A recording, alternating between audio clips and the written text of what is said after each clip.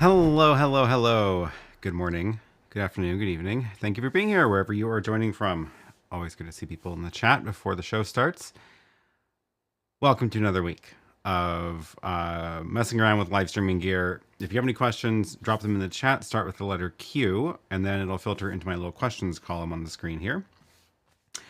Otherwise, we're gonna just see what happens once we get going. I am back in the studio this week. I didn't have enough. It's very cold outside, and the heater is not working. So, or there's no power, so I don't have a heater. So, I decided it was too complicated to deal with that again, moving the temporary heater around, and we're just back here today. So, also it's possibly going to snow later today here, which is very unusual for Portland, but that'll be fun. Got all my batteries charged up. Hopefully we don't need to use them, but you never know. I realized like 5 minutes before we started that, so after the little incident of somebody accidentally messing with the graphics remotely on my stream the other week, I locked it all down. I made it super secure, and I made it so secure that even my own companion instance can no longer talk to the graphics program. And I think I just fixed it 10 seconds before the show started. The little warning lights are not on my stream deck anymore, so I think that means we're good. We will find out, though.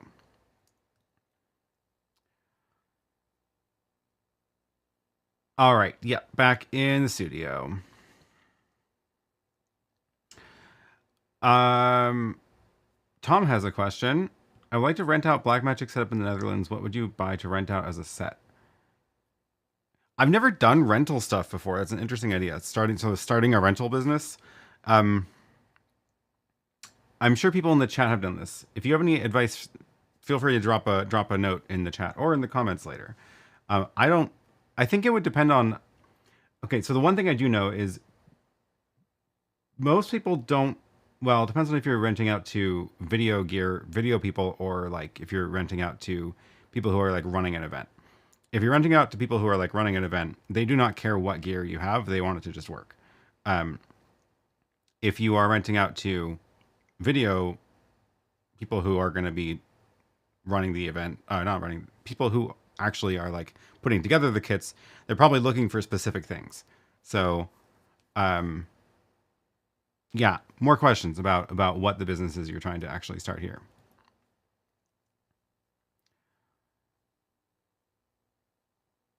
The we got 3 continents already. Good work. Yeah, people are all over the place today. Oh, I see somebody from Australia.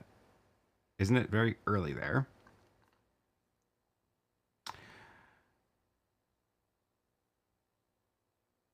Is it raining in San Francisco right now? Oh, I should turn on the little weather thing as a way to test to see if I fix my graphics or not. Where did I put that button? Is it there? Hey, it worked. Look at that. Tom says, I would rent it out for events, now thinking for radio shows on external places.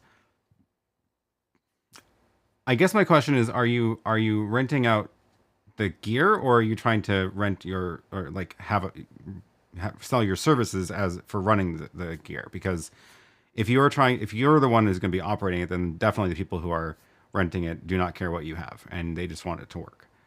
They want the end result. So, renting out gear for a radio show in somewhere not in the studio sounds to me like you're going to be the one running the show, because running the video stream, because I cannot imagine somebody wants to rent a pile of Blackmagic gear and figure out how to put it together when they're trying to also produce a radio show. That's just my opinion, though. Rainy day in San Francisco. Well, hopefully you enjoy the rain as best you can. Sometimes it's nice. So if you have said hello today in the chat, then your city should appear down here with a little weather ticker. and the temperature of wherever you're from.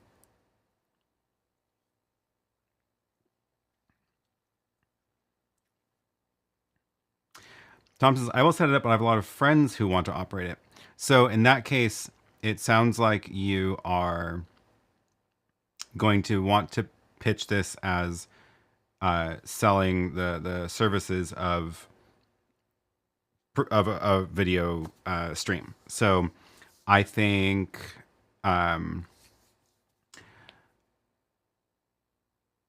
in that case, it's going to depend on who's operating. Are they going to be more comfortable with Blackmagic, or are they going to want something like the RØDECaster Pro, or do they want something even easier?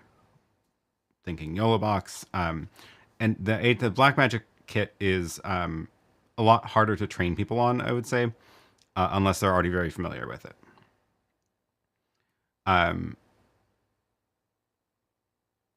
Yeah, so if your friends are like interested in learning about, you know, larger gear they would find in an actual studio later, then go with an ATEM Mini Extreme or something, and that'll handle everything for you. Well, almost everything for you in the ATEM Mini Extreme, and then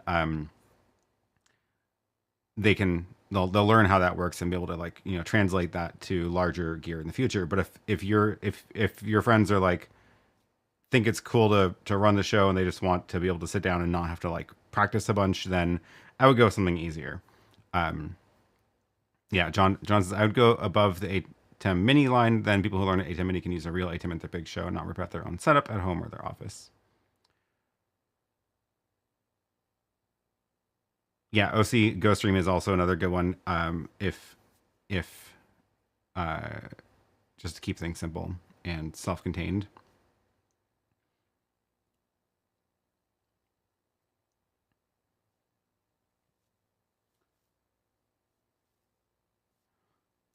Bowles Promo says, really love to discuss the similarities of action replay on the Director Mini and YoloBox Ultra. I want the instant replay, but also to see them all at the end of the game as a wrap-up and highlights. Oh, yeah, that's a good idea. Do I have these things close by? I think I do. Let's see what I can put together on the desk here. Let's see if we can play around. I should be able to get the YoloBox and the Director Mini out. Just a matter where I put the power supplies, I think. Uh-oh.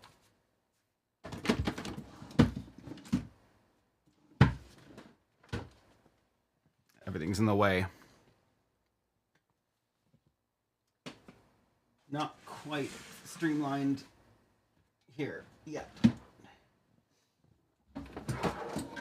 Got it. Okay, let's see if you have any juice. Maybe we can do a side-by-side replay comparison. That's what we're going to go for here. If I can find the power supply for the Director Mini. Or something close. Weird. Usually it's hanging out right here. Is it that? No, that looks too big. That's the ATEM Mini Extreme. I guess that would probably work. Huh.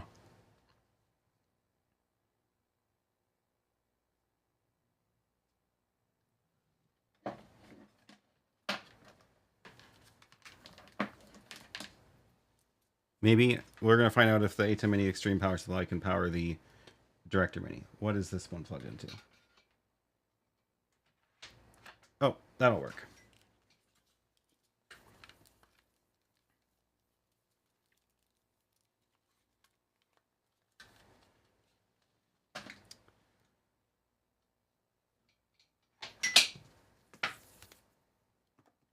Oops, there we go.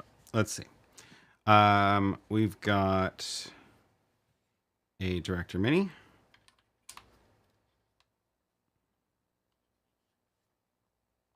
Let's see how this is doing. And we've got a YoloBox. And I'm going to give them some video inputs. We're going to do 1 and 2 into the Director Mini, and 3 and 4 into the YoloBox. So they're only going to have 2 video sources each, but I think that's probably good enough.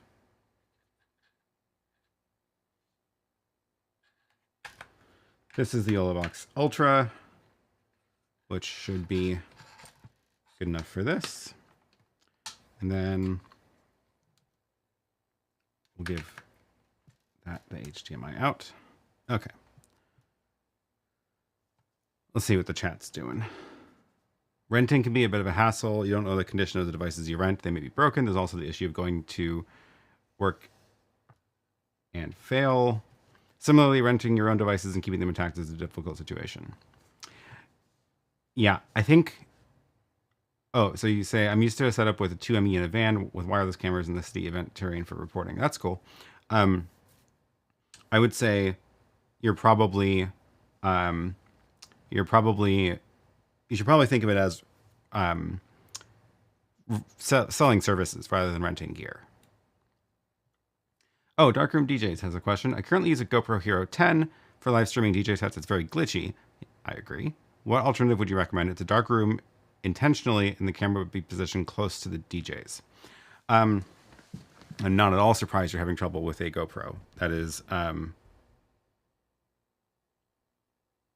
you've probably, I don't know if you saw my video about why not to use GoPros for live streaming, but you are probably already familiar with all of the problems if you're trying it. I would say what would be a good alternative? So there's plenty of good cameras you can use that would be good cameras that will work well enough in a dark room. The question is more, I think, are you constrained by the space, and do you need it to be super tiny, or can you have something that's a little bigger? I guess that'd be the first question. Because if you can have something a little bigger, you can get a nice mirrorless camera with a good lens on it. Crank up the ISO and it'll look still less grainy than a GoPro. And yeah, so that would be my first question. But if you do need it to be the size of a GoPro, then your options are much more limited. It can be a bit bigger. Okay, so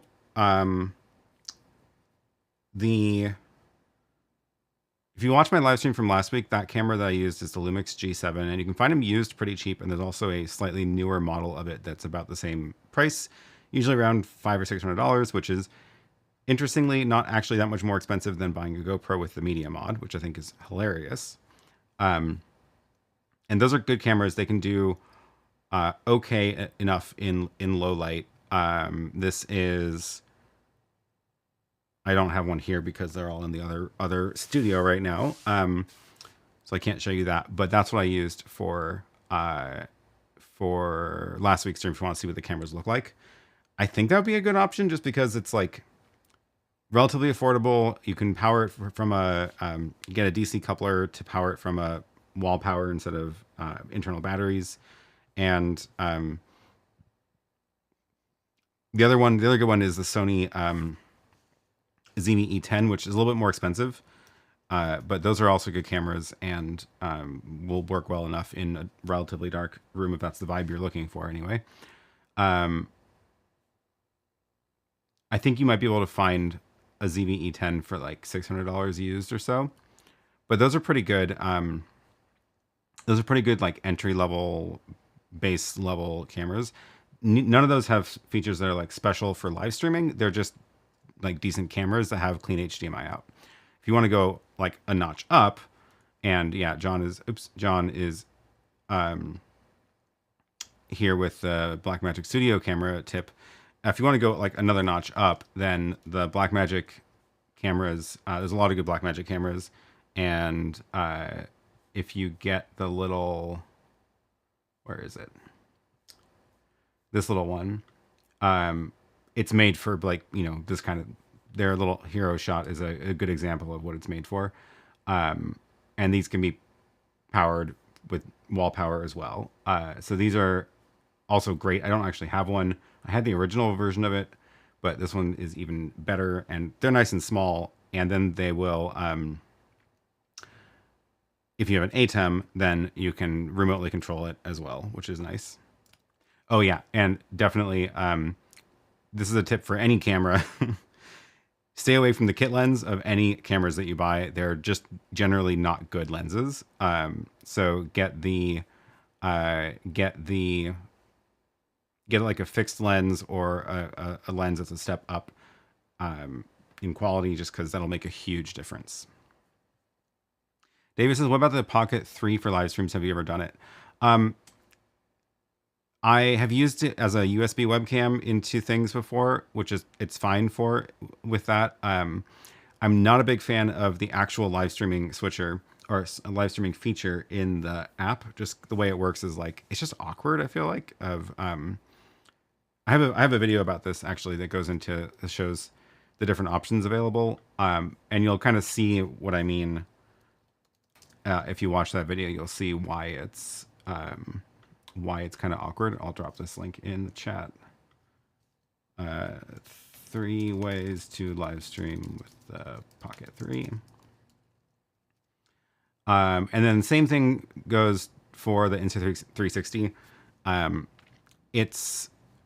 I think I actually haven't.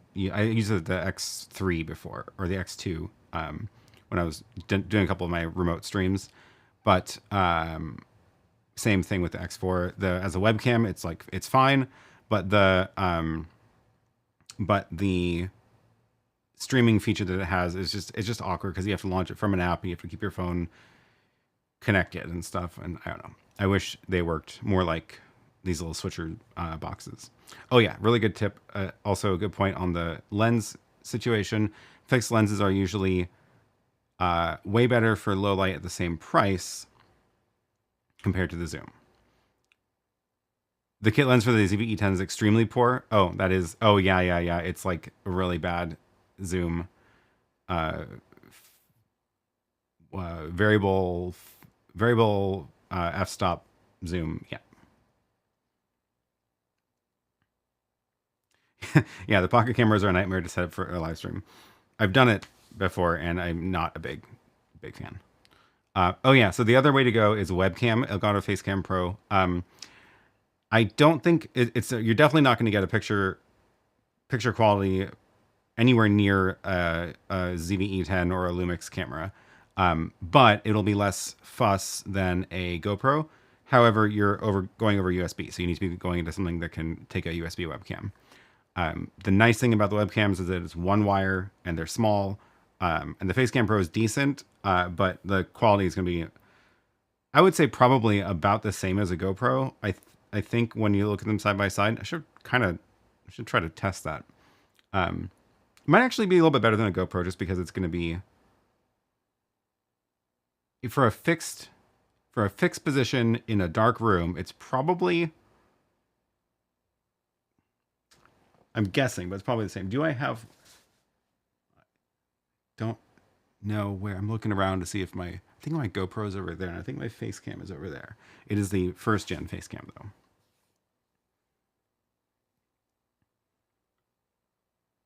Thanks so much for all the amazing advice. Well, thanks for the question, and thanks for showing up. Maximilian says, I built your Zoom setup with the Streamer X and Director Mini. I'm wanting to use it for live streaming on YouTube with the addition of a top to bottom camera. What is a top to bottom camera? I'm trying to remember the Zoom setup. Is that the one from the is that the one from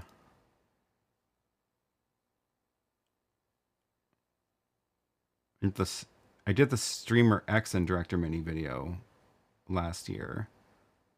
Was it that one? Overhead camera? I think I need a little bit more context for the question. Sorry. Overhead camera.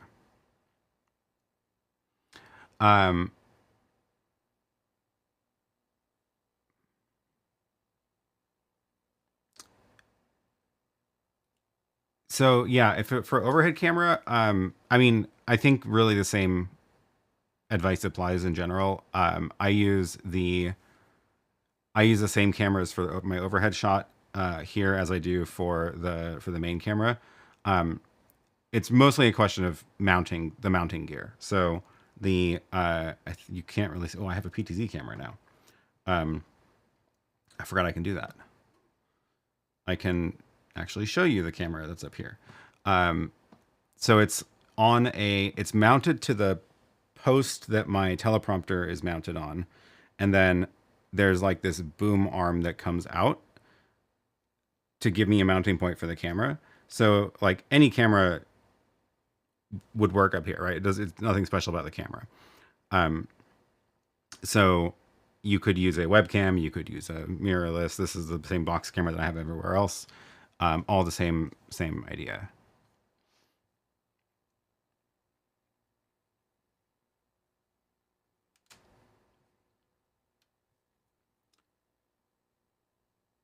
Oh yeah, the OBSBot Tiny 2 is another good webcam. Probably not what you probably don't want a PTZ for that DJ situation because you probably don't want it to actually move. Okay, what was I doing? I had these out for a reason. Oh, we were going to play around with the replay feature. That's what it was. Really wish I didn't have to make an event on the YoloBox to get started. So, okay. First, gee, that PTZ camera sure is handy. It sure is.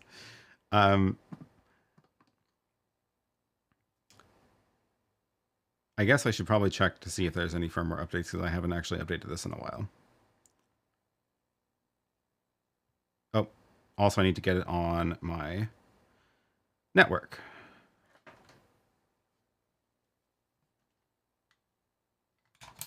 There we go. Is this one on my network?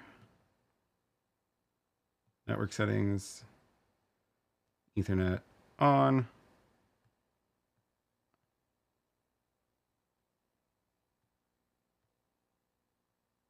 Please log in. What's going on? Come on. Oh, I got logged out of my YoloBox. That's fun. Okay, and I am up to date on the Director Mini. Okay, I have to log into my YoloBox.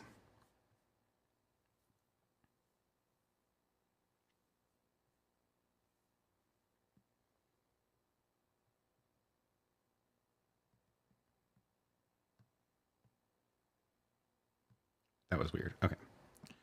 So I want to get into here so I can test the replay. There we go.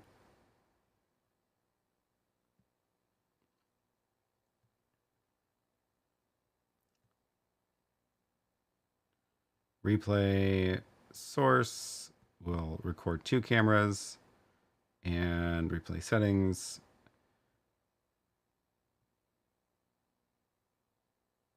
Okay. So I think turn that on. We go do the same thing over here. If I can remember how to do this. It's in, oh gosh, where is it in this one? Now I've forgotten. Getting out of practice.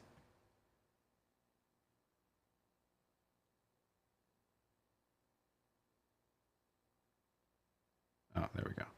I have to add the replay feature to event replay. Add it to the on-screen buttons. Now I have them here.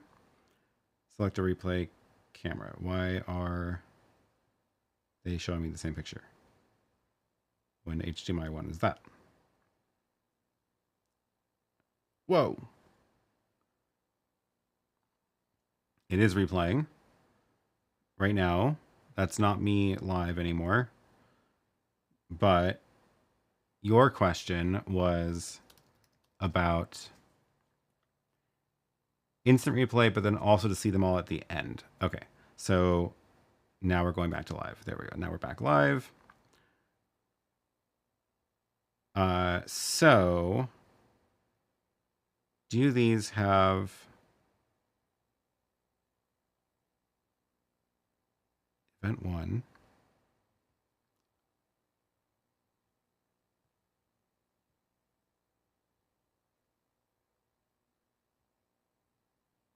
There we go. So now that why are they showing me the same camera? That's super weird. Camera 1, camera 2. I don't understand why it's showing me the same thing for both. I should be seeing the 2 different angles. It's very confusing. Why is it doing that? Is it because in the settings there's the encoder? That's probably what it is. I think it's replaying from the encoder. So I'm going to make this one actually encoder. The second encoder is going to always record HDMI 1, which is my overhead camera. The main encoder is encoding the program feed. And now I get the program feed and HDMI 1. So that's the big limit here, is it's using the 2 encoders that already exist rather than all the inputs. So like if I add another input, like, let's see if I can just grab an NDI feed. That's not the best example. Let's add the PTZ camera over NDI. That should work. Here is I think that's the PTZ camera. Yeah. Let's go to there with it. Okay. So now, for example, I can't replay that camera because it's not in the encoder, but if it was on the program and I did that, it would be there. So that's your limit with the Director Mini replay. So now what I can do is flag an event right now. It didn't change what's going on in the stream, but now I can go back and here's the event and I can choose which of the 2 things being encoded can replay. So that is now see, this is the replay, so that's not live. Based on that timestamp that I flagged when I clicked set event. And since it's done, it's going to go back to live. Okay, versus here, this is, I'll also add that NDI source just to be fair.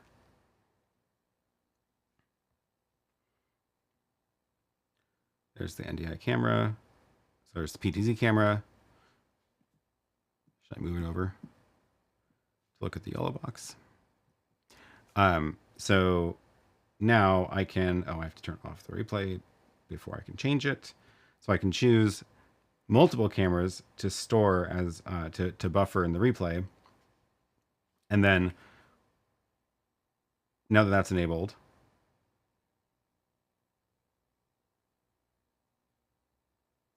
when you tap that, you can say play now or use later. So I'll tap use later. And then they show up here. So this is all 3 cameras in the list.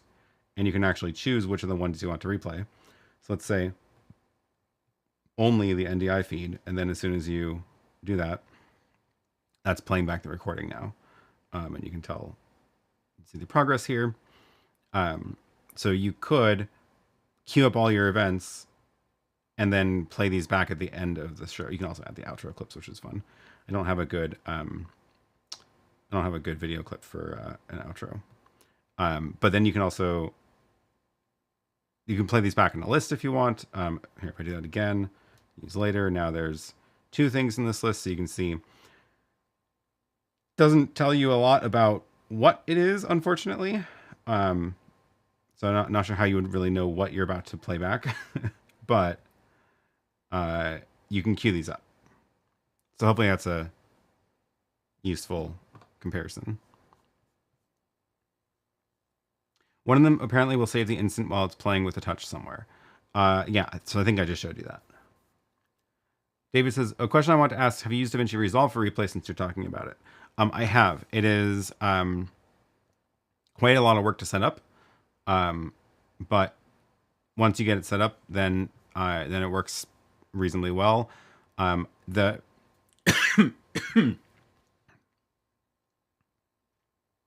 know what that was. Photo Joseph just did a whole walkthrough video about this, like step by step. I'm just going to drop his video in here because he did a really good job of explaining this as a step-by-step of how to do it. And it takes a lot to set it up, but once it's set up, it works well. I will say you will probably want to get the replay keyboard because otherwise you're stuck doing things with a mouse on the computer, and it's like kind of awkward, I will say. The keyboard that they have gives you shortcuts for all sorts of things like navigating second by second, choosing cameras, all that kind of stuff. Like it'll take a while to learn it, but then it's really powerful. Way more powerful than either of these, frankly.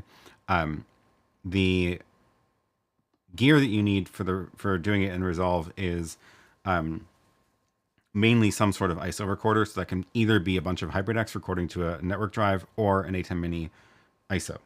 That can work as well, that you can mount over the network.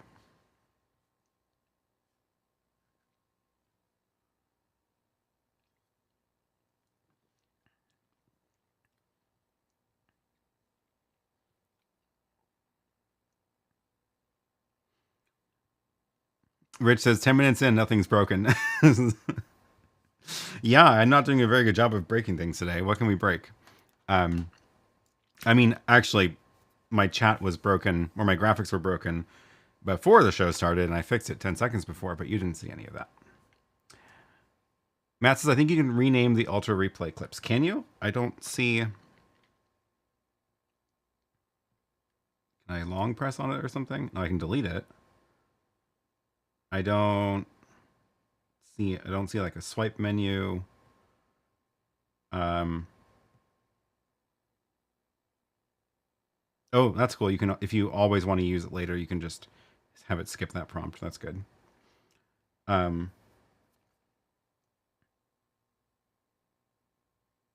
I don't have a good replay logo. I don't see any way to rename these. There's just this list.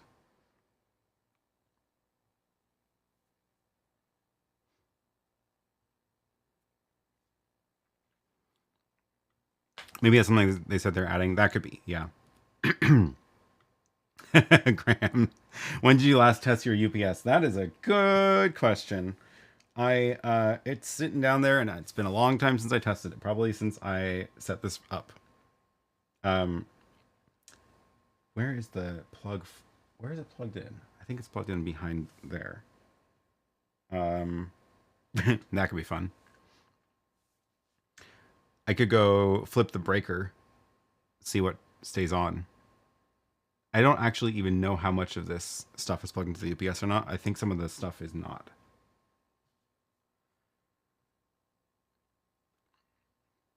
Well, we have an actual question from Barack. I have a problem that I'm struggling a lot with. I'm trying to use the Magewell Director Mini to stream as an SRT caller and use my laptop with OBS as an SRT listener. Do you have any idea what's going on? I don't think I've ever used OBS as an SRT listener. Let's see what that takes.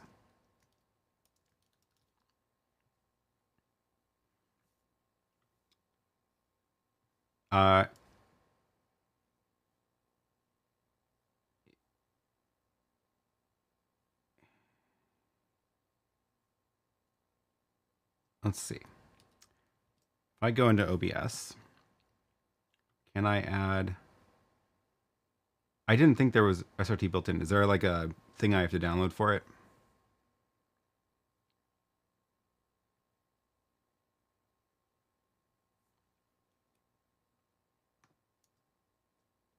My main thing is I'm trying to do bike streams, and they told me SRT is the best option to have a reliable stream connection. Oh yeah, definitely. So it doesn't, if you're trying to go from a media source. Oh, that is not what I expected. Thank you. Media source. SRT listener. Let's see if this works. No, not local file. Wow, this is, if this is where it is, this is not intuitive. I've never done this before. the other way to go, if you don't mind buying hardware, is to buy a little SRT decoder. But if you are, I guess the nice thing about using OBS is it just that can be the thing you actually use to push to YouTube.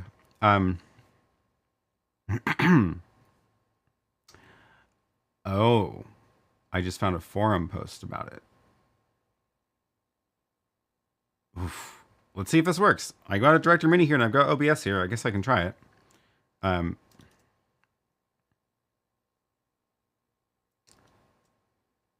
So it says you're supposed to just enter the SRT URL here. Let's make up a port number. Do I need to add a path?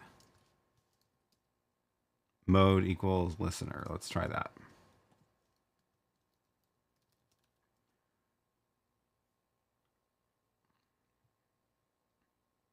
And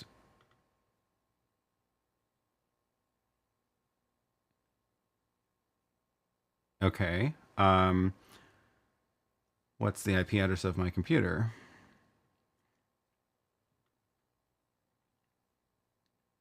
I usually know it. Ethernet is connected, 10, 11, 77, 77. Okay. So let's see if this works. I will go to the Director Mini. Actually, I'm going to do that in the web page for the Director Mini because it's just a lot easier. 10, 11, 70.1.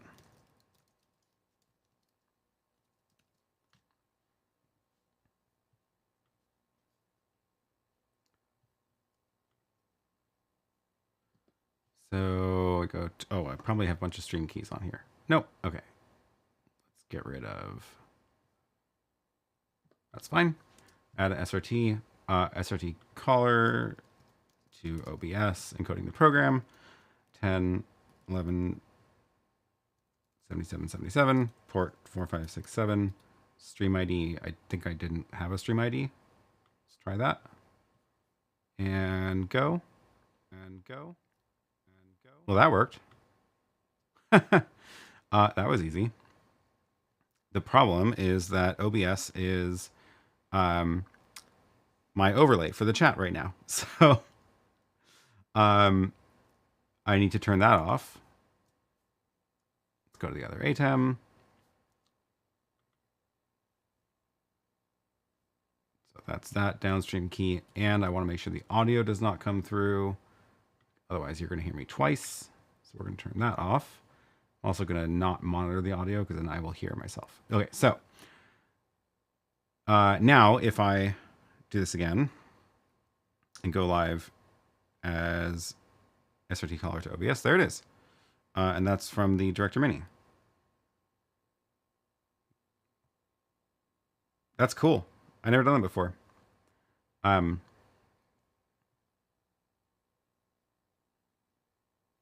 That's neat.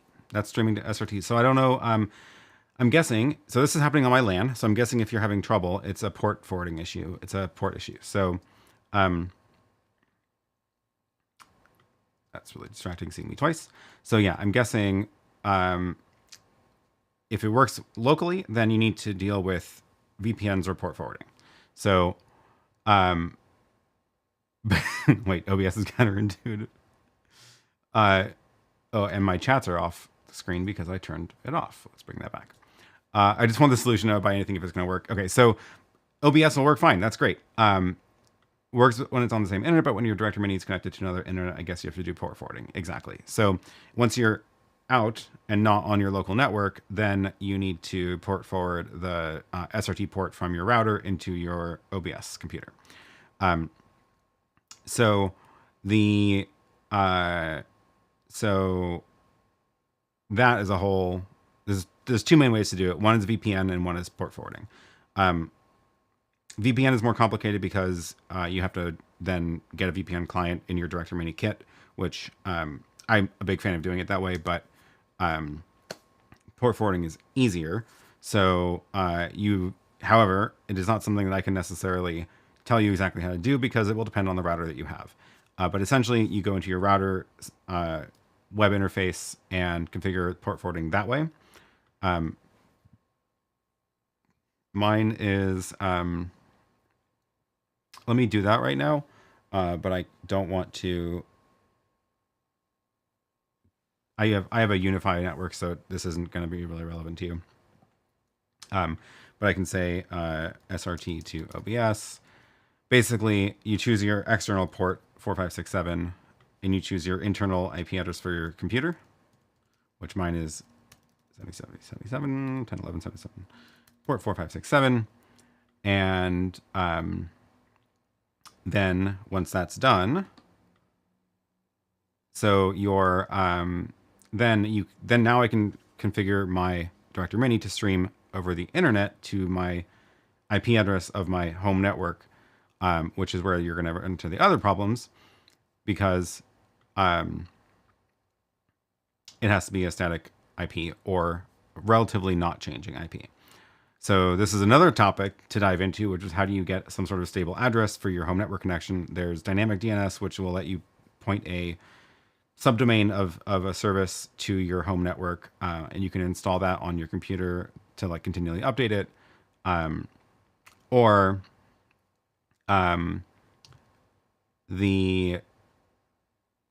so can you tell us what you just did?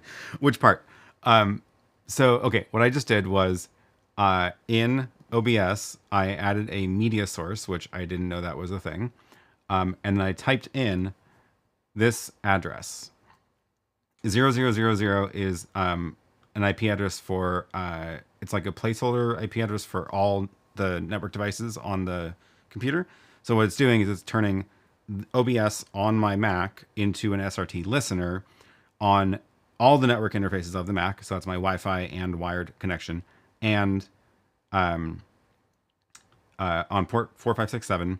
So now anything on my LAN can stream to OBS. And I just forwarded the port in my router to my computer's IP address, which I found in the network settings, which is I have a wired. So here's all the different interfaces I have. I use the wired connection, and it's showing me my IP address of my Mac, which I have set a static IP in the router, which I recommend. So now the external network is forwarding port 4567, which means if anybody's paying attention and saw my screen earlier, you should be able to stream SRT to my OBS right now, which is probably not the best plan. So that's what I just did. And that works great. The other way to go, but so I mentioned getting other hardware devices, which if it's going to be something you're going to do regularly, and if you already have like other live streaming gear other than OBS in your studio, I'd recommend doing this. I have, for example, a Magewell Pro Convert, which is like $500, so it's not cheap, but this can be an SRT listener also. And I really like this one. So I can make this an SRT listener and then stream to this. See how it's like the same thing as I did on the OBS. It's 0000 port 9100 mode listener. So now I could also stream to this from the Magewell Director Mini. And the only advantage here is just not dealing with OBS. This device has like an HDMI or SDI output on it. So I get an actual video output that I can run into any live streaming gear then. So I like that trick as well. But if you're already using OBS, then for your streams, then just do that. Do you think it'd be more reliable on the bike? So the studio end is not really going to have a difference. So if you're streaming to OBS or this little hardware device, that's not really going to make a difference in terms of what the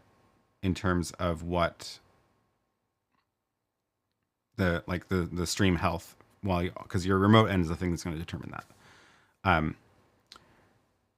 Adam says you can use your tail scale setup to avoid port forwarding. Yeah, so VPN is the other solution to not have to deal with port forwarding, which is it's just more complicated, I think. But Tailscale is like definitely the easiest way to get a VPN set up. The only trick though is that there's no Tailscale client in the Director Mini. So in order to get this into Tailscale, you would need to do it on a router. So if you bring a router like this, you can install Tailscale on this and then plug the Director Mini into here, and then you're on the VPN. So that's why I say it's more complicated, because you need to bring this on the bike also. It's doable, and I actually like doing it that way a lot. But for a bike, I would probably actually do the port forwarding option, just because it's less gear on the bike. I'm gonna have to do that again in the summer once the weather is not 32 degrees outside Fahrenheit.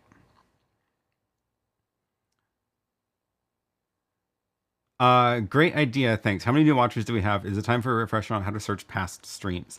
It is time for a refresher. That's a great idea. So if you are, I'm going to drop a link in the chat. If you are curious about whether I've done a answer to a question about something in the past, go to this link and then you can search here. So we can, for example, find questions about the AV cans, or we can say Magewell Director Mini. And these have no timestamps because this is from the stream that's happening right now, and it doesn't know the timestamps until the stream is done. But here's the ones from previous weeks, where anytime anybody asks a question about what you just searched for, you can click on the timestamp and it'll jump you to the live stream where I showed that question on the screen. So that's a fun way to find past content. What is that device? Oh yeah, sorry. That is a GL iNet router. Gwen is on it. There are several versions of these. This one was the Slate. Oh, and I forgot my little copy paste send to chat button doesn't work because I made it too secure. This is the Slate router, where this one, let's see, they have a help page which lists all the routers that support Tailscale, and it's not all of them. So that one is 1800 Slate AX does support Tailscale.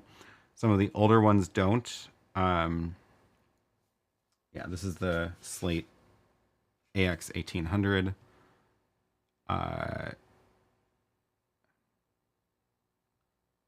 Wait, this is the Flint.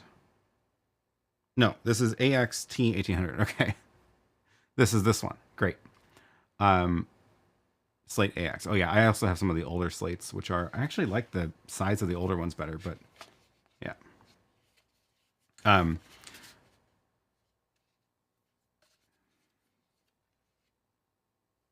Should I boot this up and walk through Tailscale?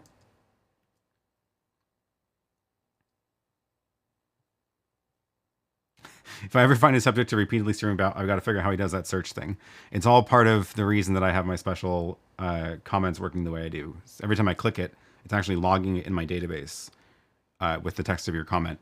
And then it knows the timestamp that I clicked it. So as long as it knows the timestamp that the video started, like the time of day that the video started, it knows how to jump into that.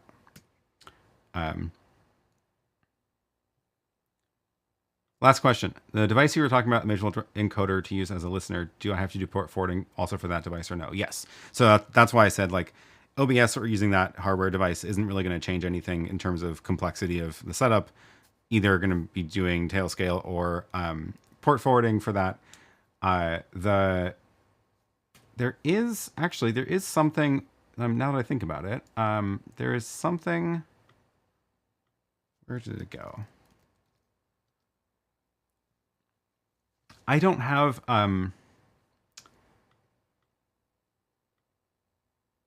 yeah, Magewell has this cloud thing. And I've never really done it before, but it's a way to connect different Magewell devices together and manage them through a cloud interface. I think you might be able to use that as a way to avoid all the VPNs, now that I'm thinking about it.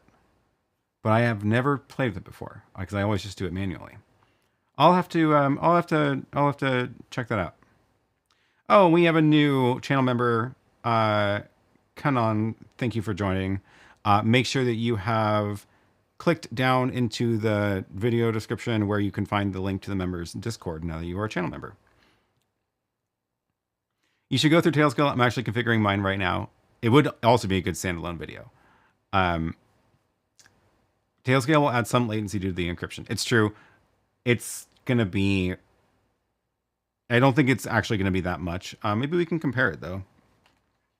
Okay, we'll do it. Let's do this. We got to break something today. So what I need to do is first stop streaming to OBS.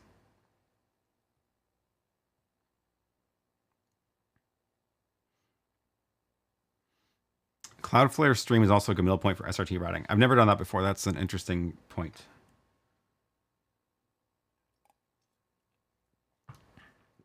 Okay, what we're going to do is let's get this out of here because we're not going to use this one. You can actually stream SRT from the YoloBox too, so it's another option. But we're going to do it with the Director Mini right now.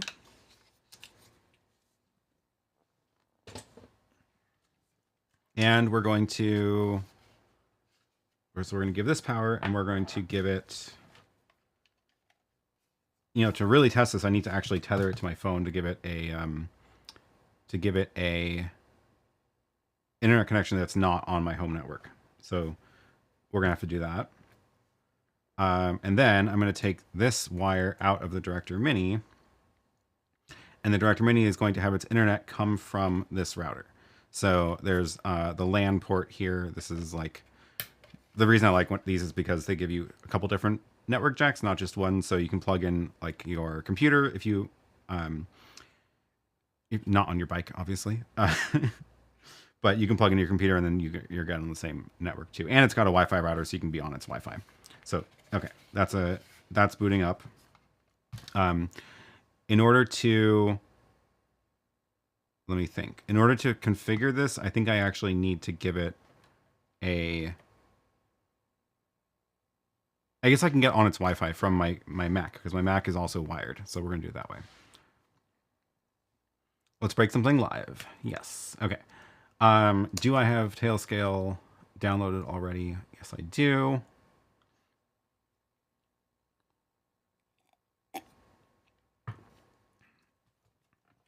So, okay, this little thing is still booting up. Let's see. Do I see the Wi-Fi? I do. Great. So I'm going to get on its Wi-Fi, which is, it's broadcasting PKNet. I've already configured this at one point. And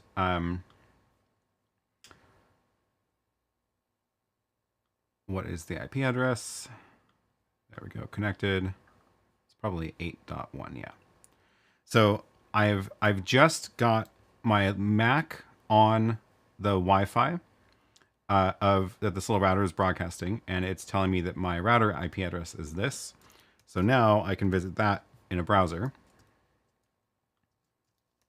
and I will get taken to its login page, which it has a password, and I'm logged in. Okay. So this is the web interface for the GLINet router. Most of them look the same as this. And then what you want to do is go to, I need to give it internet first. I'm going to do this properly and actually give it the my phone's Wi-Fi. So I'm going to go turn on the hotspot on my phone and connect it to Wi-Fi. So I could do it over USB. It'll be more stable. No, we'll do it over Wi-Fi. So I'm going to type in my phone's Wi-Fi info. And go. Let's see if that works. It's connecting.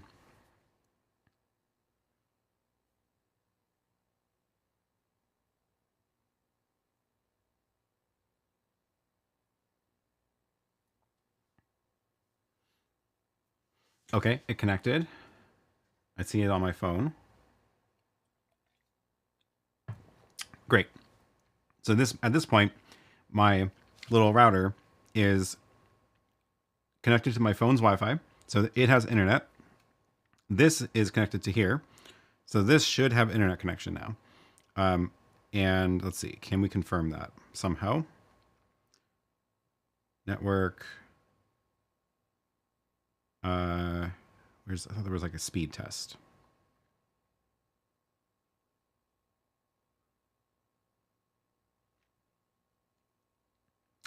Network bonding, right? It has Speedify built in now. So it does. I see that it has the IP address from this router, which is good. I thought there was a speed test on it, but I guess not. We'll find out soon enough. But now we need to do the VPN part. So, okay. So in the router, there is the section called Applications, and then here is where I can find Tailscale. So, Tailscale, first thing you'll need to do is just go make an account there. It's tailscale.com. Here you can just go log in, pick a way to log in. I think, do I really only have sign in with Apple? I hope not. Well, yep, okay. I should really add another way to sign into Tailscale. Great. So with Tailscale, I've already done this before, so I should probably just delete all this to start over. Wait. No. Basically, this is like your dashboard for configuring the VPN, and now you just have to start adding devices. So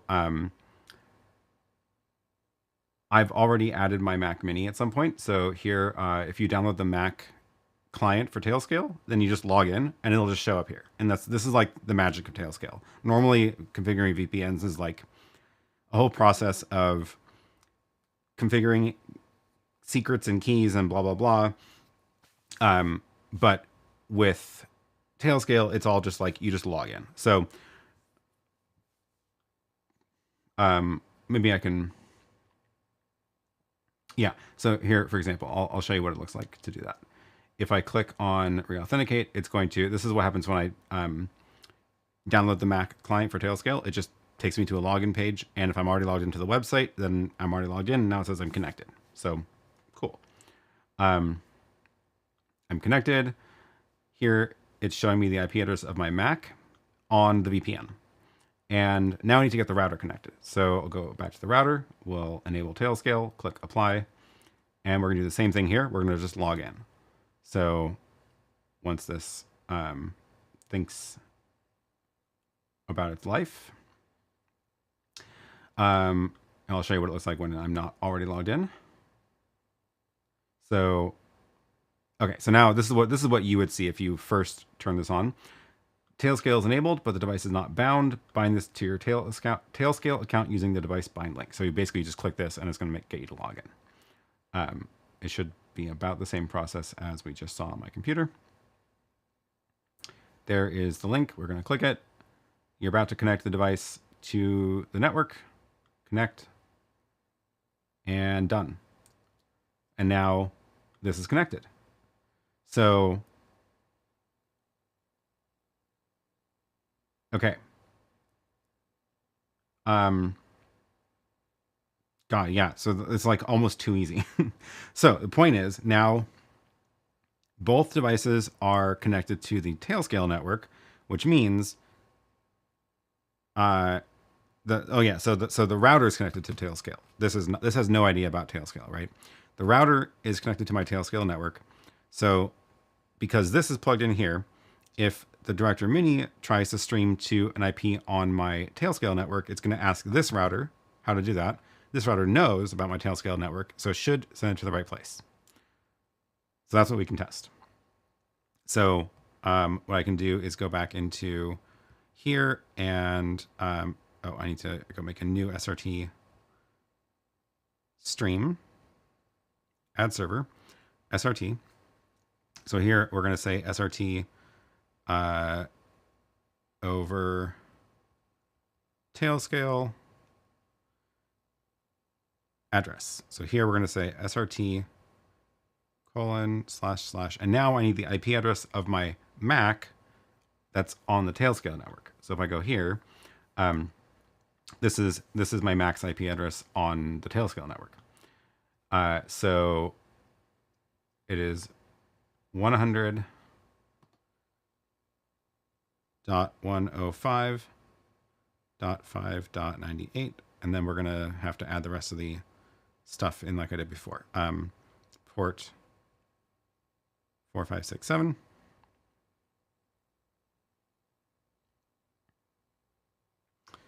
And then that was it. Maybe I have to add mode equals caller. I don't remember if I actually need to. Save that. I guess not. Oh, I think it wants just the IP address, actually. My bad. 100. Yeah, okay. Here's the port 4567. All these things do it slightly differently. I don't have a stream ID. I may need to tweak the latency. That will have the biggest effect on whether this actually works. Okay, so that's configured. Now, if I go back here, I should be able to do that. And let's see if it works. No, it's not working. Okay, let's see what we're doing.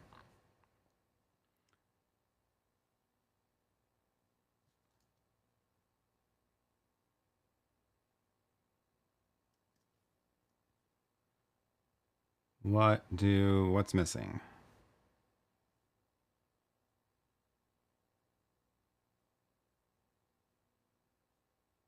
Oh, possibly because Tailscale was not connected when OBS, when I started the SRT listener. It's possible that I need to restart the SRT listener on OBS. Because it would have bound to all. Yeah, I need to like. Also, maybe it only works if it's on air. I'm not sure. I think I'm gonna just have to redo this. Let's just delete this and start over. New media source. Not a local file. Input is SRT 0000 port 4567. Mode equals listener. And okay.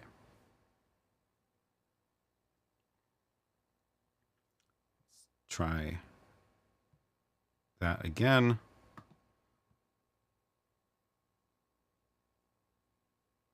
Still no.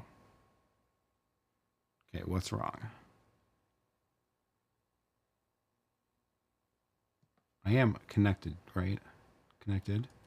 There. Is this one connected? Yeah.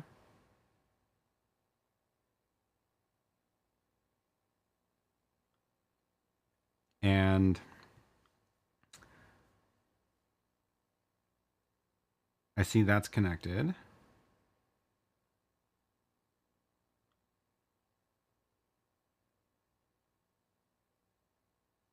What am I missing? I should be able to load up the router's web interface by visiting this IP address. Let's see if that works. If that doesn't work,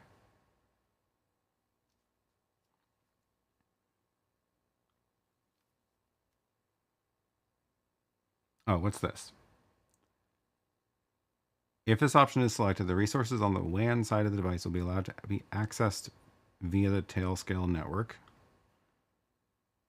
If this option is enabled, the resources inside the device LAN will be allowed to be accessed via the Tailscale network. Probably need that turned on.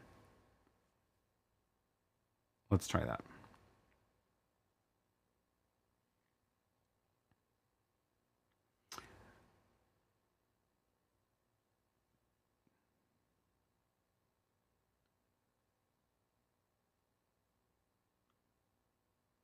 Oh yeah, make sure I don't have any ACLs. That is a good point. I was messing with that. Um,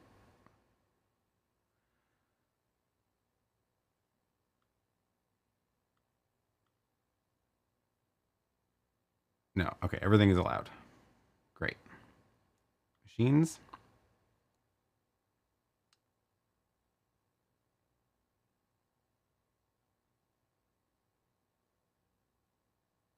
What am I missing?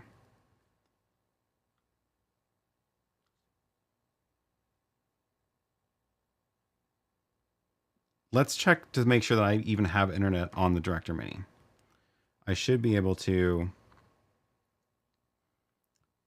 for example,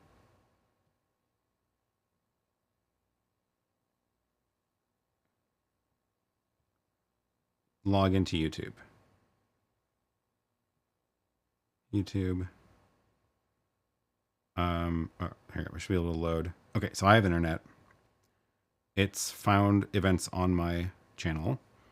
So that means we do have internet from this, which is good because that's going through here through my phone.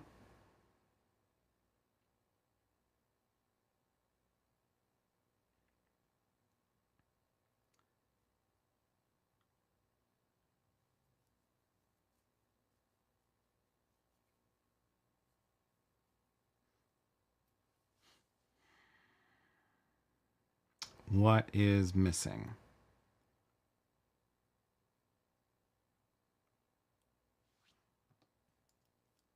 Check to see if your phone's using mobile data and not Wi-Fi. That is a good point. I should get my phone off of Wi-Fi. Oh yeah, it's not on the Wi-Fi because it's broadcasting the hotspot. So, which I should be able to. This is why I need another computer here. It's really helpful to have another computer here where you can connect it to your router and have it be the only network connection for that computer. I guess I can do it with an iPad because what I want to do basically is like ping stuff. Is there a ping? But the problem is that if I do it from my Mac has a second internet connection. That's what I've been asking myself for weeks. What am I missing? Yeah, that is a good question. Have you tried turning it off and on again? Actually, I should just restart OBS. Realistically, let's try that.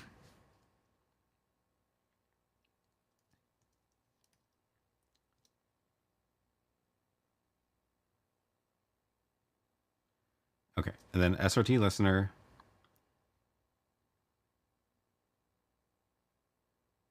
We were able to do that to OBS on the LAN.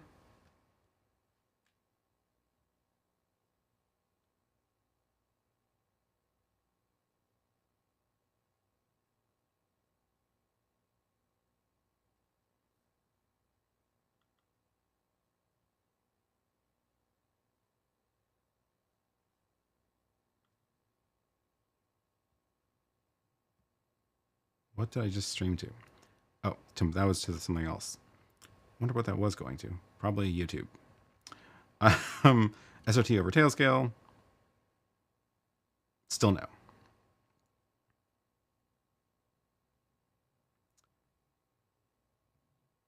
Well, we successfully broke something. Yeah, that was going to YouTube. Let's get rid of those.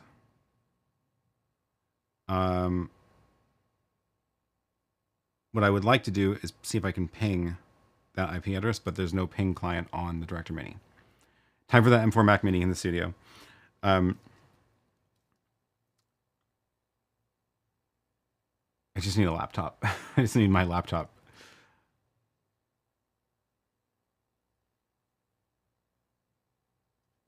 Do I need to go get my laptop? No. Is there a ping client for iOS? There must be. I can at least just test like visiting web pages and stuff. So what I want to do is get my iPad on the same Wi-Fi that the Director Mini is on, so that I can have a little bit more flexibility of what I'm testing. Come on, find the Wi-Fi's. No, not that one.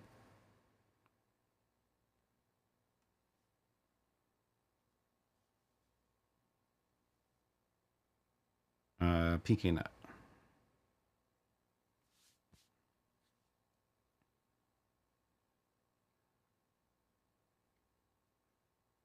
Oh, the new YoloBox is broadcasting a Wi-Fi. That's interesting.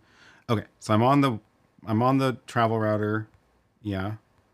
The question is, can I visit other stuff on the Tailscale network from the iPad browser? For example, my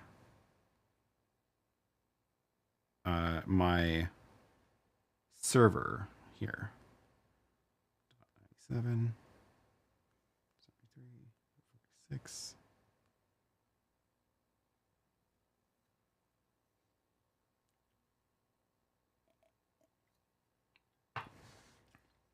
Because if not, then I'm suspecting it's the travel router.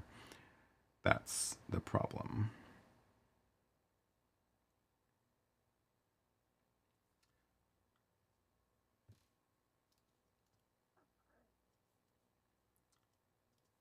I think the router itself can get to the Mac and vice versa, but the Director Mini is not running Tailscale. Yeah, but it should be able to.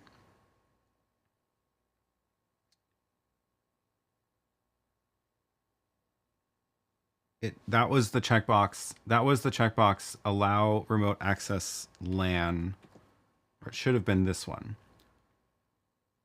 The resources inside the device LAN will be allowed to be accessed via the Tailscale network. I guess that's backwards.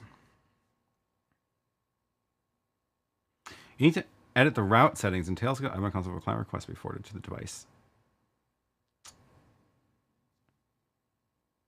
That's what's missing. It's missing. It's missing the route on the router. That's its job. It should be able to get requests to Tailscale network from other devices on the network.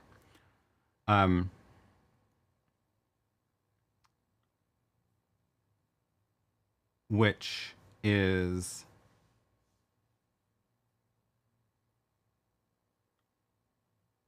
edit route settings. There we go. That's what's missing. Connect to devices you can't install Tailscale on by advertising IP ranges as subnet routes. This is actually backwards, but it would work. If I do this,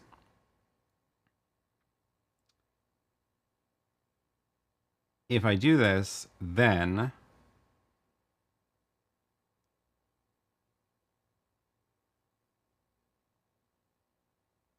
my Mac should be able to get to the Director Mini over its 192.168 address. Let's see if that works. And now to test, I need to turn off my Wi-Fi. So I no longer have access to, I should not have access to this. Why do I have access to this? Oh, because it's working. The Director Mini IP address is 192.168.8.219. So if I type that into the computer, then this is this is working in the opposite direction that I want. But we can make that work. So now what this means is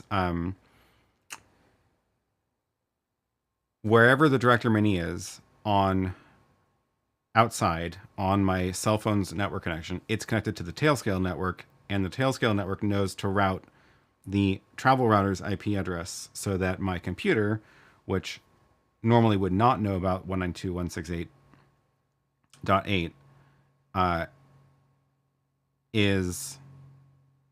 it's able to talk to it now. So now this is actually really useful too. This is the thing that's like really, really useful about Tailscale that's hard to set up in WireGuard directly just because it's just more confusing. But now I can control the Director Mini remotely, which is great. Which means I can also pull the SRT feed as a caller and swapping caller and listener. I don't think that this works now in the direction I want it to, but I'm going to try just in case. We're going to go back here and connect SRT over Tailscale, and oh, it does. That's interesting. I don't know why that did that. But it's working. That was the missing piece. The missing piece was in the router, edit the route settings and approve the routes that the router advertises on its network. So at this point, it's working. So now you can see the delay, which there's a bunch of different things we can tweak to change the delay, but you probably actually want the delay because you don't want it to be, you don't want it to be glitchy. So this is actually streaming over my cell phone connection to OBS. And I could take this outside and run around on a bike and it would work. And it's going over the VPN. And the delay doesn't really matter, I think, in the end. Why is my mouse so glitchy? That's not fun. I think the router is messing with it, actually. You said it's almost too easy. I think you jinxed it. Yeah. Let's get that off of the screen so I can show the chats again. I went to refill my tea and I'm totally lost. Yeah, sorry. So the PC shouldn't be connected to the internet. No, it needs to be connected to the internet. My Mac has two connections to the internet. One is a wired connection and one is Wi-Fi. I turned off the Wi-Fi because the Wi-Fi was connected to the travel router's Wi-Fi, which was not what I want. You need to undo everything and start from scratch to make sure that wasn't a fluke. I mean, what I really need to do is do that so I can make a video that is concise about it.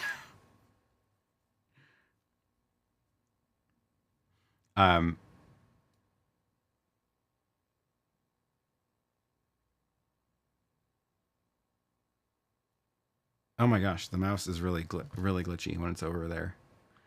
Can you take two mini routers of Tailscale plugged in as clients on separate networks and have full access to either network from the other, or do devices I want to see have to be downstream of routers? So, yes, this is the, if you have two of these travel routers, make sure they have different subnets, like 192.168.8 and the other one's .9. And then that was that feature, that checkbox, which is the if you go to the route settings and have this travel router advertise its LAN, then, and do that on both, then devices on both sides can talk to devices on both sides across the VPN. This is what I actually had set up using raw WireGuard between here and the apartment last 2 years ago, which was super handy because basically it meant that if I was at home, I could just talk to all the devices on the studio network as if they were local. And this is so this is easier because you don't have to edit files, you just do checkboxes.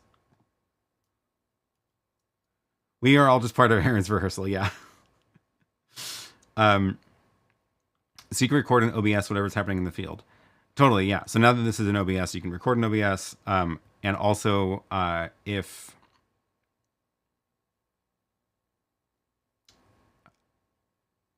actually, I want to test something.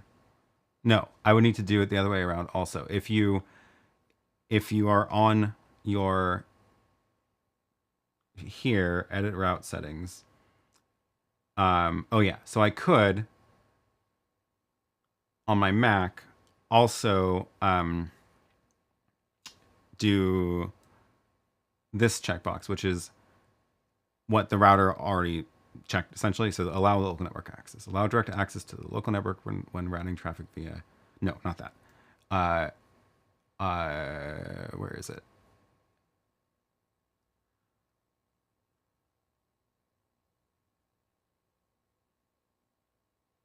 Oh wait, no, I remember. It's missing on the Mac client.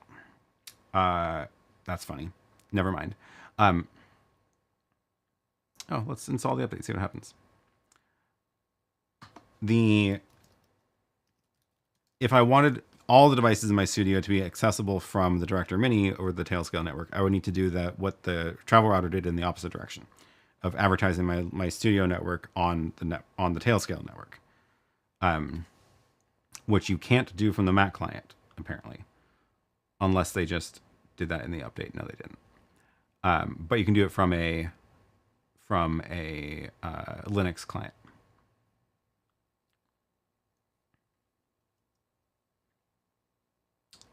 Okay.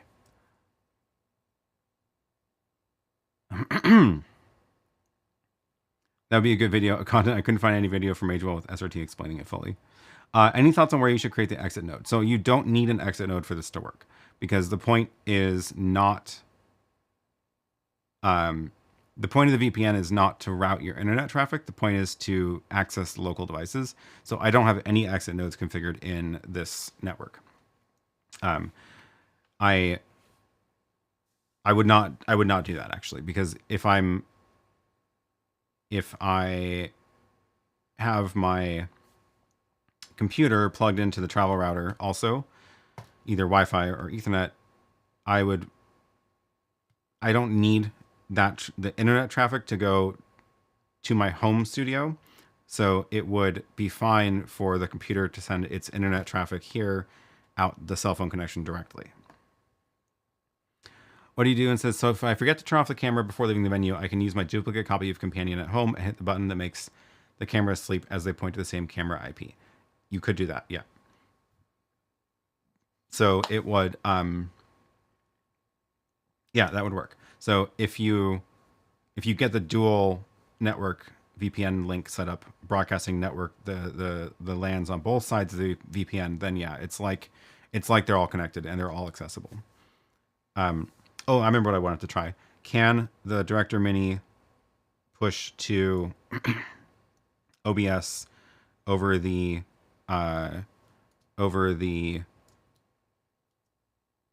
local address? Which I don't think it will, because I would need to. So let me just double check what that is. SRT to OBS should be the 10.11.77.77, which is my wired connection on the Mac, and this should not work because I don't have the routes exposed in that direction.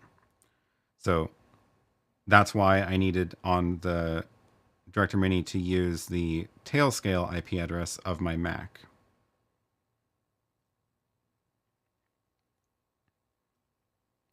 So if I use the Tailscale IP of my Mac, then it works. There it goes. And it pops up in OBS. So where I was going with this is, if I wanted to, for example, stream from the Director Mini to the Magewell Pro Convert, which does not know about Tailscale, I need something in my studio to make the Magewell Pro Convert accessible over Tailscale, which is what this is doing. So I could do the same thing with another one of these in the studio, basically. It's complicated. This is why VPNs are complicated. At least Tailscale makes it easier to manage. When traveling and working on unsecure Wi-Fi, it sounds like you need an exit node. No, my chats are gone. Otherwise, your computer traffic will be run over the Wi-Fi instead of through the VPN. Yeah. So if the purpose of your Tailscale network is because you want to avoid routing your internet traffic through the unsecured Wi-Fi of whatever you're connected to, then yeah, you would use the exit node for that. But for this purpose of just accessing local devices, you don't need the exit node configured.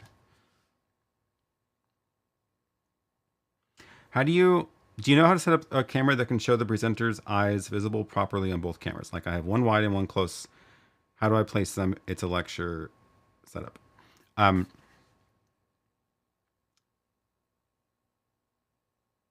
If they're far enough away and they're right next to each other, you'll never notice. So if you have two, like the box cameras like I use, actually Joseph did this, Photo Joseph did this in his studio. I don't know if his current setup is like this, but in his previous setup, his cameras were about, I want to say like maybe 15 feet away. And he had two cameras right next to each other, the little box cameras like I have. And one was a super zoomed in close up, one was a wide shot. And at that distance, like the 2 inches of eye is not going to make a difference of glancing between the two different cameras. So I would just smash them as close together as possible and just use different lenses for them. If it's a lot closer, then you might notice the difference. So my camera is, if it's like an arm's length away.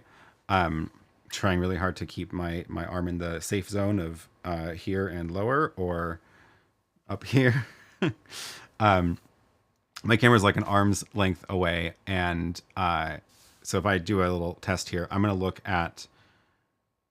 to pretend there were two lenses there. So I'm looking at where the lens would be for the left camera. And now I'm looking at the lens on the right camera. And you can probably see my eyes moving between the two different points. But I'll do the same test looking at a spot on the wall. I'm not looking at the camera, but you should be able to see my eyes darting. Let's see if I can find 2 points to do this with. Probably there and there are the 2 points. I'm guessing you probably can't tell the difference. Well, it feels like he's looking into it. If the two lenses are like right next to each other and far away, yeah, it'll feel the same. Oh, thank you for the super chat. I appreciate it. Oh, did I lose my sound effects? I did, because I turned off the sounds because I didn't want the sounds coming in. Let's do that again. There we go.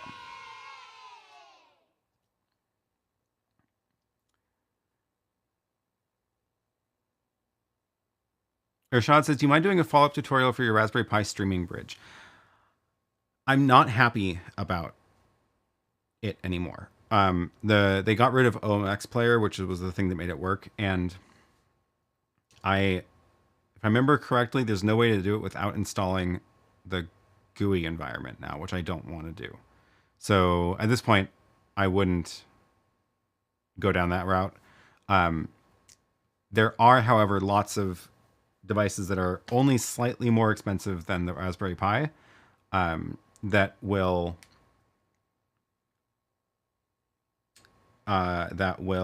work just as well. So one example is the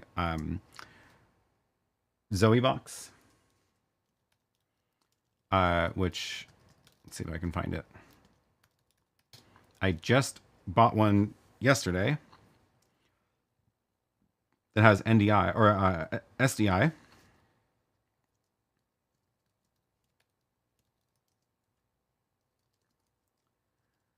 And so that I dropped that link in the chat. This is a little. They have a HDMI and an SDI version. This is a little box. It looks like this. This is the HDMI version. It's got a little screen so that you can see the IP address on the front, which is nice. It's also power over Ethernet, which is great. This can do what the Raspberry Pi streaming bridge can do, and it's more expensive, but it's not that much more expensive. I mean, I guess it's $100 more expensive than a Raspberry Pi, but still, it's where did it go? Here is the web interface for it. This is my new SDI one that I just put in. So you can turn it into a decoder, and then you can stream to it. So if I go turn on RTMP, the RTMP server, then I can stream to this IP address. If it finally boots up, I should be able to stream to this address over RTMP, and it'll output over the HDMI or SDI port, which is the equivalent of building that streaming bridge device. This also supports SRT somewhere. Where? I thought it supports SRT. It supports NDI.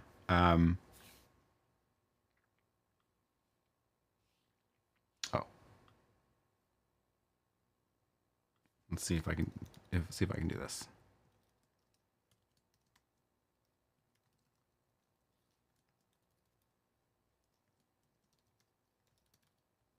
Does this work?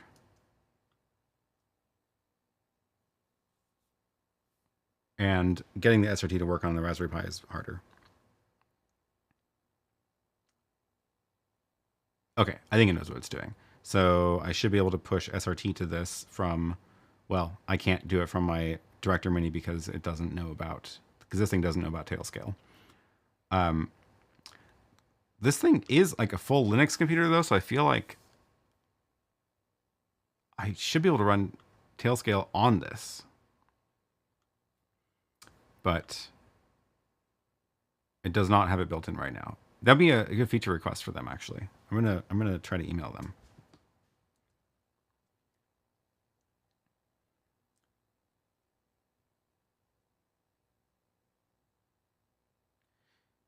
Speakeasy says, I've been using a few stick PCs configured with tail scale, so I can drop them in my remote networks to have quick access. Works very well in addition to the travel routers.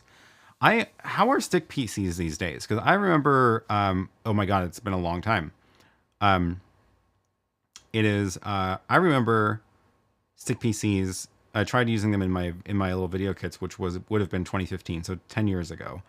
And they always just ended up being way too slow machines to do anything useful.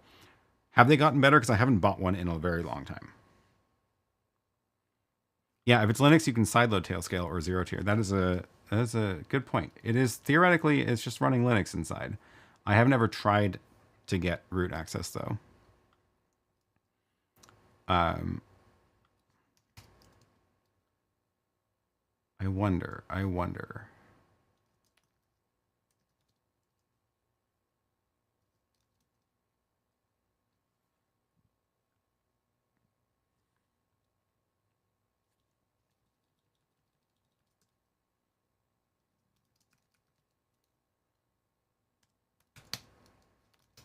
It has an SSH server. No idea what the password is. It's not admin like the web interface. But there is an SSH server on it. So if I can figure out.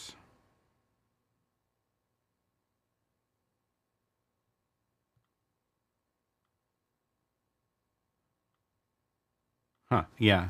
Let's see, Zoe box SSH default password. Let's see if there's anything on Google.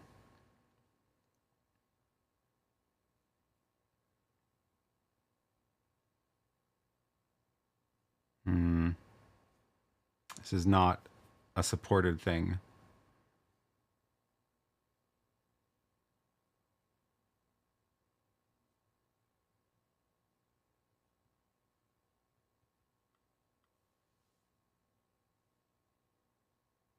I might have to do some poking around later.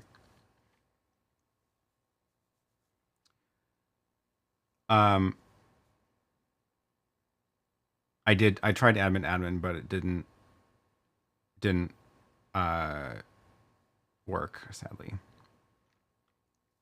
What do you think is more efficient? Many devices with tailscale going through a router, or the router sending all the traffic to tailscale, or any VPN for that matter? Is it going to be any different? If I have like the benefit of a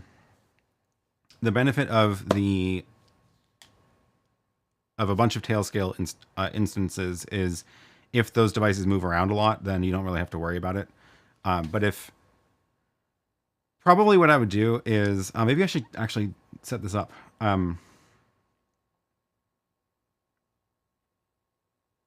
I should set up a. I should try to figure out how I can get a Tailscale node in my studio set up to route the traffic to any of the studio devices. The benefit of that model is that like you don't have to configure Tailscale every time, and it'll work for devices that don't even have VPN support.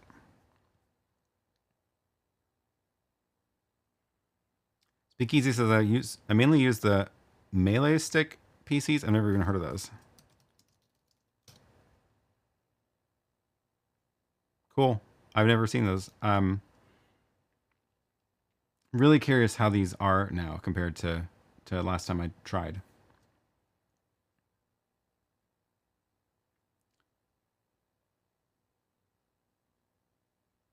We need the confetti that members can play.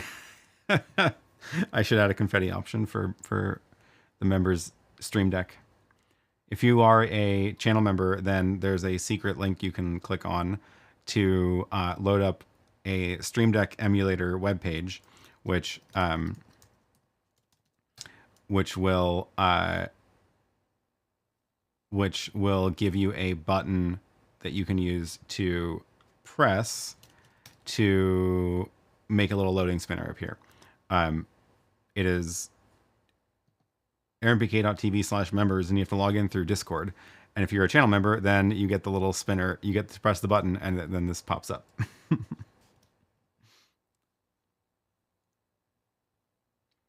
Scott says for the Zoetech cameras, the SSH login is admin. Interesting. Are you thinking a Tailscale endpoint in its own VLAN? No, I'm thinking just I want to get the IP addresses that are already in my network available in Tailscale.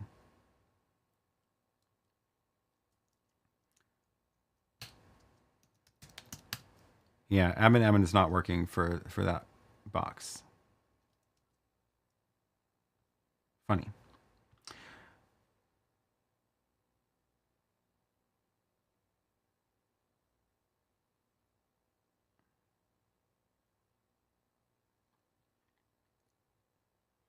For the router, you would do the OpenWRT upgrade that Tailscale is saying you should do when you're on the management page.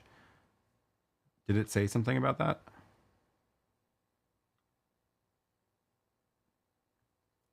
I'm in.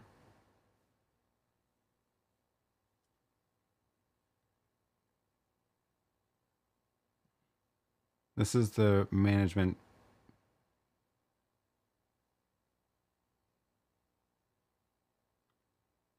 I don't know what upgrade you're talking about. It doesn't.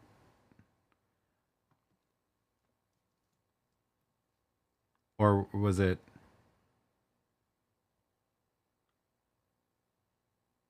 Was it this management page? I should figure out if I actually need these checked. I don't think I do now. The resources on the WAN side, that's my phone connection. That doesn't make any sense. This one is the one that makes it broadcast the routes.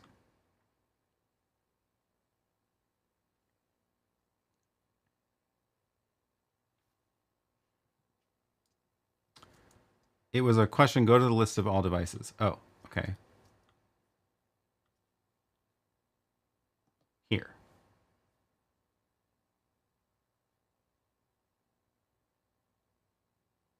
I don't see it.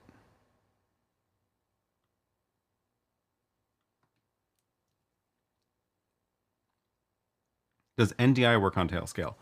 That's an interesting question. Can I test that? I should be able to test it because my OBS my OBS has NDI in it. So if it does work, it should show up here. It should show up here. So if I do that, do I see? Let's refresh this. Oh yeah, it does.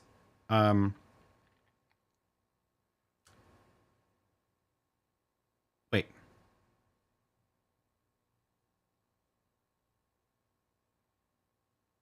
Why is it giving me that IP address for the Mac? That doesn't make any sense. Wi-Fi is off.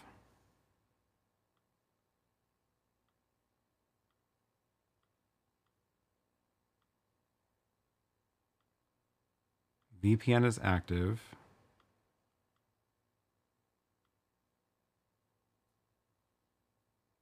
How is it finding that IP address? I should not be seeing that IP address because my, let's see, what does the router think?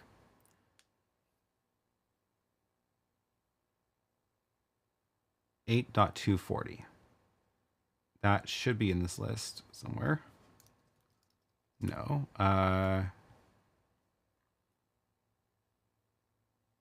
What are these?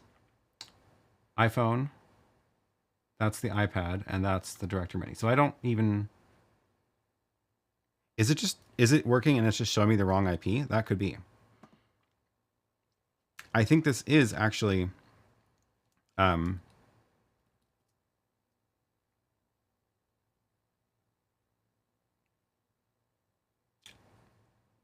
it's not pulling the feed up. Which might mean that...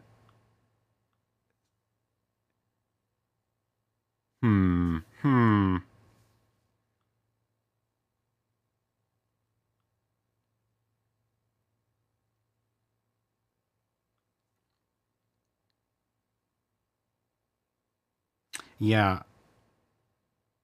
I don't know why it's not. I thought that would work because it should have seen my... It should have seen my tail scale IP there. Not the... This is the old IP from when my Mac was on that router. What is another way I can test it? I can test it the other direction. Let's turn on... Get rid of that. And let's turn on NDI. Oh, what? Stop recording, NDI streaming, or replay on your device. Oh, replay is what's eating it up. Okay. So let's... Where do I do that? Settings... Record? No. There it is. Replay. Turn that off. Now I can broadcast this over NDI. Okay. So the question is, can I pull up this over NDI on my Mac? Let's find out. Pro Convert, NDI camera. That's all on the LAN. So it's not seeing it. There might be a thing I have to do in the Tailscale settings to allow it to broadcast the multicast traffic to enable that. Is that...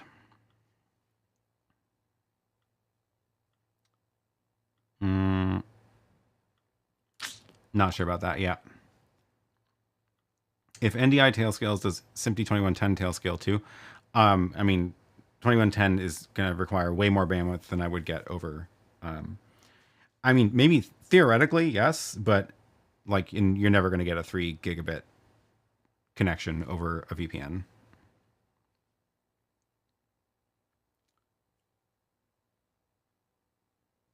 Did you try the same credentials you're using for the web interface?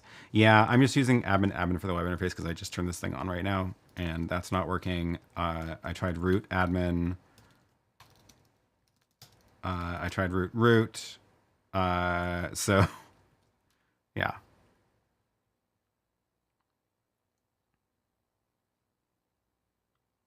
Figured it out and see the button. We need confetti for a celebration of success. I will add confetti to the members' stream deck.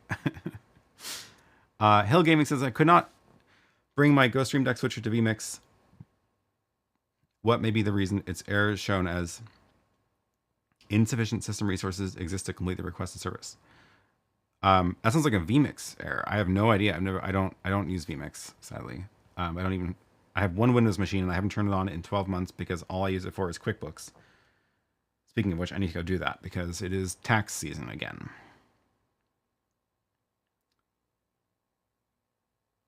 Matt says, is the Magewell Director OBSBot talent your favorite go-to mobile device? Pocket 3 works on it. The Pocket 3 does work on it, yeah.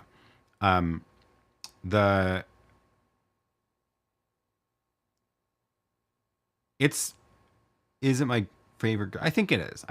I'm pretty happy with it. Actually, I'm gonna have a chance to put this in a test pretty soon. I'm going to Bangkok in a couple of months, and going over the weekend. So I will have to do some remote streams. Also, Lily's coming with me, and her stream. We're gonna try to do her stream as well. I guess probably not at the same time because that's like. No, wait. Is it morning?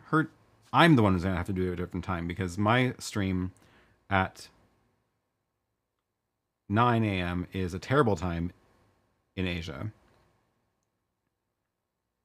So, but hers is at 4, which is morning there. So I'm gonna have to find a different time. Probably do it in morning there, evening in Europe. So yeah. Speakeasy says, I've not had success picking up NDI over Tailscale. If anybody finds a way, I'm all ears.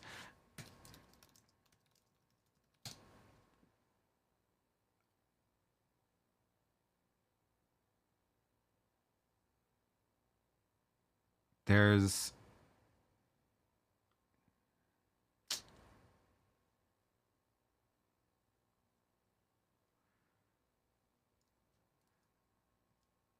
Yeah.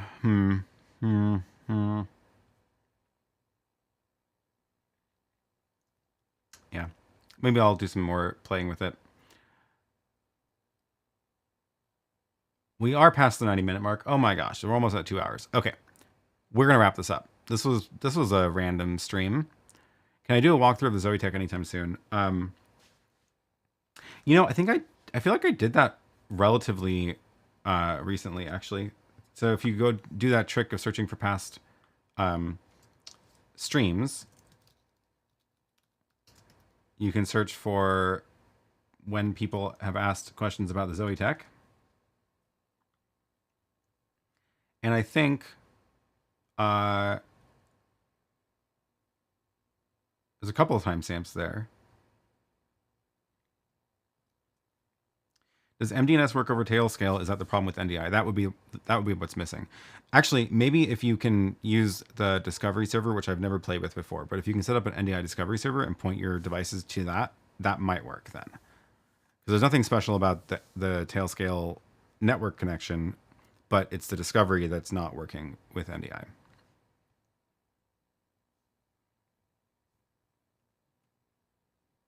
Okay. We are gonna wrap this up because I need to do my taxes. Fun times. I have been just there's just so much admin work to do lately that I have not had a chance to do like proper videos on my channel lately. And I do not know how to fix this. So if you have any suggestions, how I can get videos out without doing the work. One example would be if I can actually get a live demo to work well enough to edit it down into a video, that would be one thing. But like, I feel like if I tried to take that Tailscale segment out of this video, it wouldn't be a very good video. So that's the problem. Interesting stream today, says Adam. There aren't enough broadcast tech YouTubers. Well, hopefully this was fun. Hopefully you discovered something new or learned something. Off to Curtis showed at the top of the hour. Great. Glad I'm not stepping on his toes. Gonna wrap this up before then. Train an AI using your back catalog and let hallucinations begin. Get an AI double of yourself. That would be the solution. I feel like there's enough video of me talking in front of a camera that it should be possible to make an AI copy myself at this point. It's been a while, but I did give a bunch of transcripts of videos to ChatGPT, and I made an AI version of myself in ChatGPT.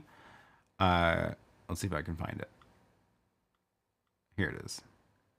How do I send a link to this? Isn't there a way to send a link? Copy link. If you have a ChatGPT account, you can try this. It's probably not very good right now, but you can ask questions about it, and it will do something. It's got a bunch of transcripts of my videos in its knowledge base. So if you ask, like, let's take a question from the chat.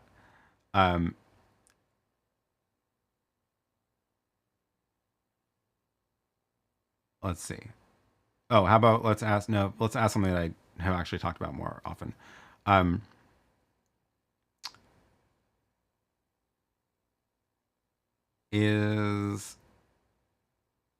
about the one that set off this whole thing? Let's see what ChatGPT says about this.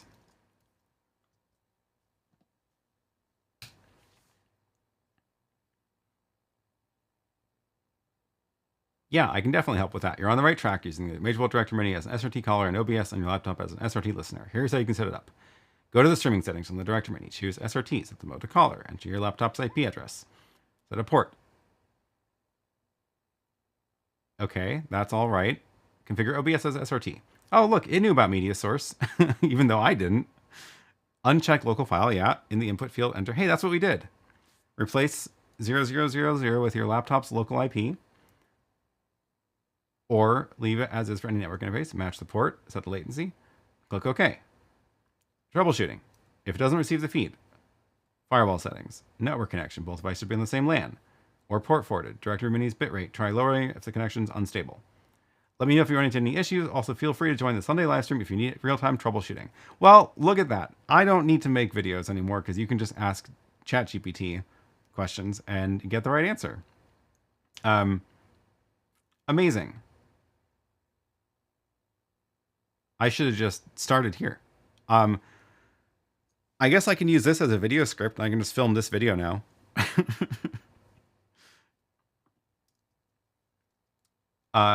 Is a GoPro good for streaming? That's another good one too. Let's try that. Is a GoPro good for streaming? Let's see what it says. Yeah, a GoPro can absolutely work for streaming, but there are a few things to keep in mind depending on what you're trying to do. If you're looking for a high-quality portable camera to add to your live stream, GoPro can be a great option, especially for action shots or unique angles. ChatGPT fails us on this one. Also, no. You will need an HDMI to USB capture. If you want to use a GoPro with a device like the ATEM Mini, you will need an HDMI to USB capture card. What? That doesn't even make any sense. If your GoPro supports HDMI output, like the Hero 8 and up, no, that's also wrong. They dropped the HDMI out on, was it this? Was it the 8? Where then you had to do the media mod?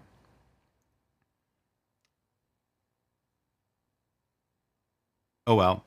Got one success and one fail out of ChatGPT, about what is expected. Can we jailbreak it like into bad GPT? Probably. I mean, it's literally just ChatGPT. So more training needed, yes. Now I can just ask PKGPT and spend 2 hours each Sunday doing other things. 5 more years and AI will render humans useless. I seriously doubt that, but yeah. This is actually a legitimate suggestion. Stream for 1 hour, record segments after like a non-interactive second hour. That could work. Stream for an hour, got to keep it to an hour. Maybe that will trigger enough ideas that I can redo it in the second hour and try to film it more like a video. I'm also like thinking maybe the problem is my standards are too high and I need to just lower my standards. And one example is like producing an 8-minute video is actually a lot harder than a 30-minute video. So if I wanted to make an 8-minute video about going over the Director Mini or going over the Zoe box, it's a lot more work to craft it in a way that's going to actually stick to 8 minutes. Versus if I'm not worried about